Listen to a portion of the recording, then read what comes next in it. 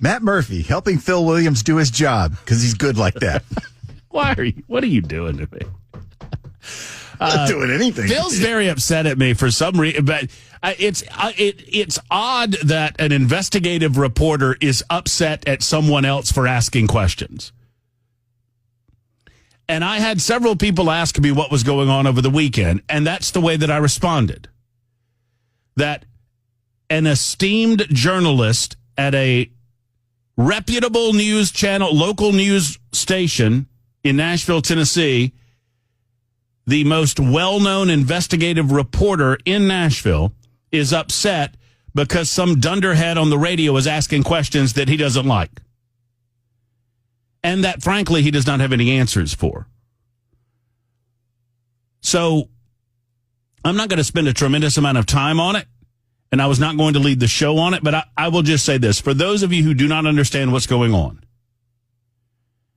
I have for months been asking Phil Williams, who purports to be an unbiased journalist, who goes where the stories lead him. I've asked him if he has investigated the allegations against Representative Justin Jones from the summer of 2020. I have been referring to them as credible allegations. Phil Williams took exception with that description on Dan Mandis' show Friday when he made an appearance there. And kudos for Dan for getting him and interviewing him, and I thought it was a great interview. Phil doesn't like the idea of calling them credible allegations because he suggests that Janisha Harris was not on site at the time that these reported sexual assaults occurred, that Phil Williams then allegedly covered, Justin Jones then allegedly covered up, or begged the participants not to report. He doesn't like calling it credible. Well, I'm sorry, Phil. I thought we were to believe these accusations and investigate these accusations where they led us because the women involved in the accusations are to be believed. Is that not the standard? Let's put it a different way. Phil says because he claims that Janisha was not there. She's not clear in her Facebook post whether she was on site or not, but she does not claim to have eyewitness account of it, but she has the testimony of eyewitness accounts that there was someone sexually assaulted in the summer of 2020, and as an activist, Justin Jones covered up the sexual assaults because he believed that it would take away from the activism in an attempt to get the Nathan Bedford Forrest bust out of the state capitol in the summer of 2020. I don't know what happened at the state capitol in the summer of 2020. I was not here. I know that someone has made an accusation, and I think that accusation should be fleshed out, particularly considering that now that accusation is being made against a sitting representative in the House of Representatives in the Tennessee General Assembly. Let's put it this way. If I went to Phil Williams of News Channel 5, esteemed investigative reporter, serious question, ask yourself this. If I went to him and I told him that I had been told by two eyewitnesses that Governor Bill Lee had covered up a sexual assault, or any Republican, do you think Phil Williams would be more interested in this story, yes or no? Just use the brain that God gave you, and I think you'll come to the answer pretty quickly. And so while I do not know, and I've never claimed that any of this happened, what I have said repeatedly is that there are assertions and allegations against Justin Jones that I believe merit further investigation. And now so in 36 hours, he has changed his story from Matt Murphy is lying about all of this on the radio to, as he answered Dan Mandis Friday morning, I've looked into this and there's nothing there, to now over the weekend he's pointing the finger at me. Well, why haven't you investigated it? Hey, pal, I'm not the one with investigative reporter behind my name. You are. And you seem to be of the mistaken conclusion that this story and my bringing it up is about Justin Jones. It's not. It's about you, Phil. It's about your credibility. It's about your assertion that you play fair, And I know that you don't. And you know it too, Phil. You know it too.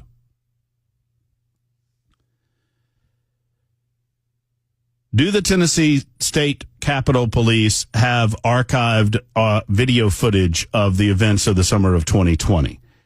Where is Janisha Harris, and is she willing to go on the record with you? Have you spoken to Vanderbilt Divinity School and asked them what their conclusions were with regard to their investigation, or at least their questioning of the incident?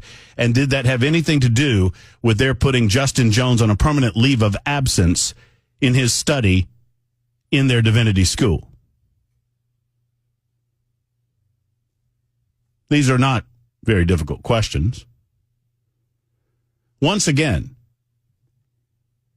if you don't think this story is worth your time, just say that. That's okay. It's no big deal. If you don't believe someone accusing a now sitting representative of covering up a sexual assault is worth the time and energy to investigate it, then by all means, I'm not here to tell you how to do your job. But don't you sit there and pee on my leg and tell me it's raining and claim that if this were a Republican that you would be treating this the same way. You know it's not so, and so do we. So let's be a partisan. That's fine. That's all well and good. You do your job the way that you want to do your job, Phil. But let's not lie to the people. It's unseemly. It's really beneath you. It's something a lowly talk radio show host would do, right, Phil? And that's all I'll say about that. Now, as we get the show underway, I know that there's a lot of conversation going on about the votes that happened over the weekend. Republicans joined the Democrats in voting for $95 billion of monies that will go to Ukraine without any accountability. Israel, in which we are funding all sides of that conflict, sadly.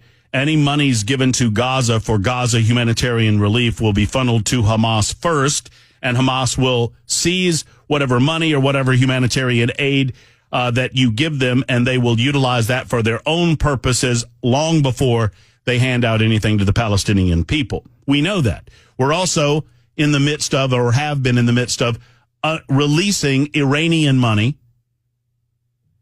And that gives the Iranians a better ability to fund Hezbollah, Hamas, and their own interests in furthering the ramping up of conflict in the Middle East. And then the Taiwanese money, that came with the caveat that Joe Biden could redirect that money at any time that he wants to Ukraine. So I look at that as Ukrainian money because I think that's exactly what he'll do with it. You have this going on. We don't have this money. This is made up money. This is phony money. Fake money is what I call it, because that's what it is. We are almost $35 trillion in debt. That amount of money is going up like a hockey stick graph. We are financially insolvent in the United States of America. We are not currently taking care of American needs here at home. We obviously have a southern border crisis that is woefully underfunded, or at very least undermanaged, under the tutelage of the Biden administration and Alejandro Mayorkas. You have the Biden administration working against our energy needs actively, shutting down the possibilities of exploring further energy opportunities here in the United States of America because of environmentalist concerns and because of votes. You know, the Biden administration's suspiciously quiet as many of our major metropolitan regions, our major cities, are under unrest at least and in chaos at worst, because we are allowing so many pro-Palestinian and pro-terrorist, in my opinion, activities going on, particularly on college campuses. And all the while, those of us in the state of Tennessee and in other parts of the country sit back and wonder, what in the hell has happened? As I said to Chris Hand during our crossover before coming on air, it is my predisposition to get mad as hell about these things. and to rant and to rave. Oh, I didn't mention the lawfare that's going on, the Banana Republic type of activity that's going on in New York City, which is a major piece of this puzzle that you need in order to be able to see the complete mosaic. You have mainstream media, talk about Phil Williams, jump on in here, Phil. You got mainstream media picking and choosing the winners and the losers, the narratives that they are willing to tell versus the narratives that they are not willing to tell for their own political purposes, because they're all leftists. And either know exactly what they're doing or are useful idiots to the cause. Donald Trump under fire in New York City today. And we're shaking our heads and wondering if we can have fair elections anymore in this country. All of this is going on in my head. And I was contemplating how to start the show today. Because I'm very concerned, as I know you are, with the future and direction of the United States of America. I found solace in this. I don't normally read to you or recite things to you, but I found solace in this. I found solace in this thought, and I found solace in these words, and I wanted to share them with you.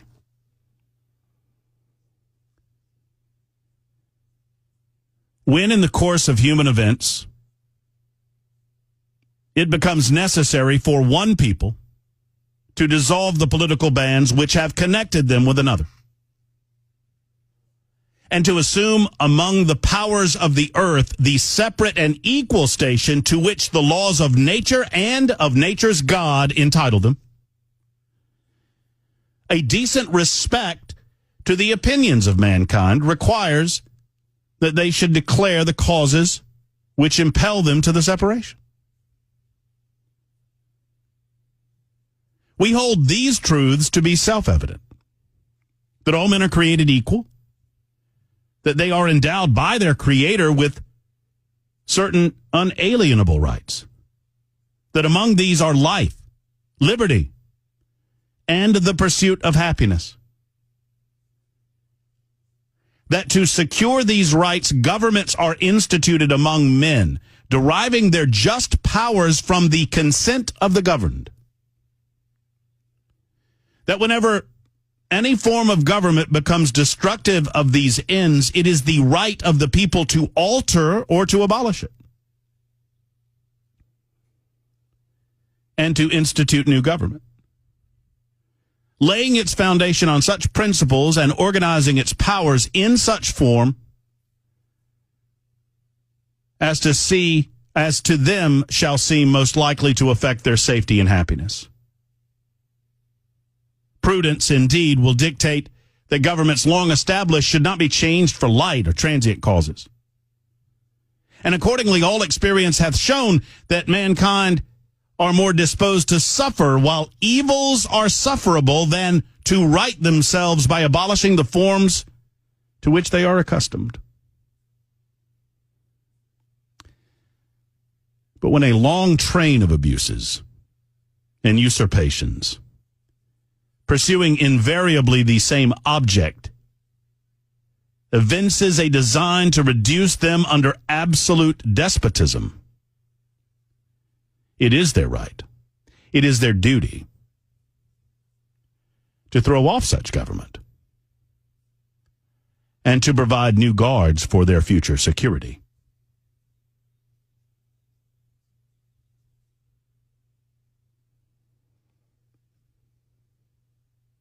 Thomas Jefferson, the original insurrectionist,